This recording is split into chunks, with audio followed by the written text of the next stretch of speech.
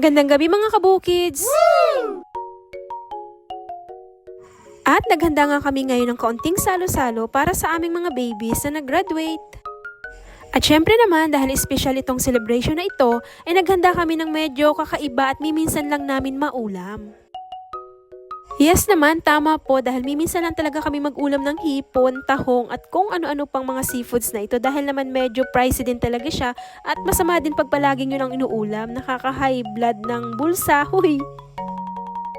At dahil naman talaga karaniwan na naming inuulam tuwing kami magtitipon at magkakasamang pamilya ay yung mga simpleng ulam lamang sa aming mga bahay katulad ng mga gulay, kung ano man ang meron, isda, tinigang, prito, ano man.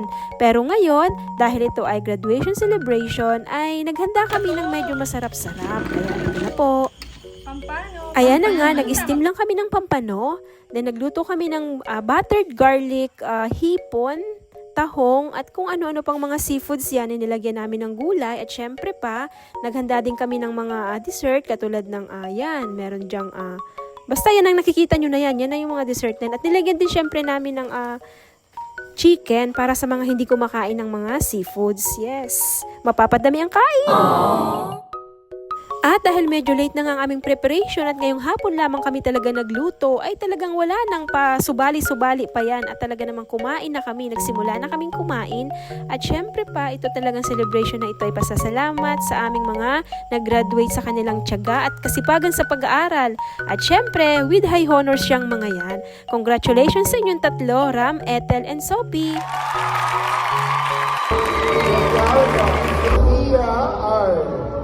With honors, outstanding performance in performing arts, conduct award, recipient of the GSP medal, Violeta and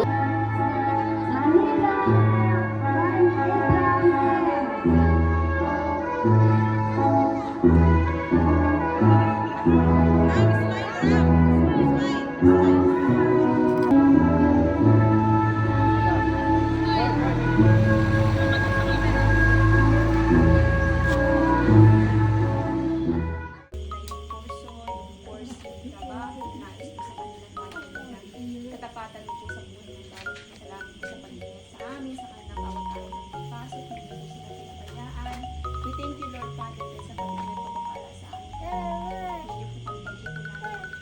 Sa anak, makayapak na busog. Kung ganun pa rin. Check it out.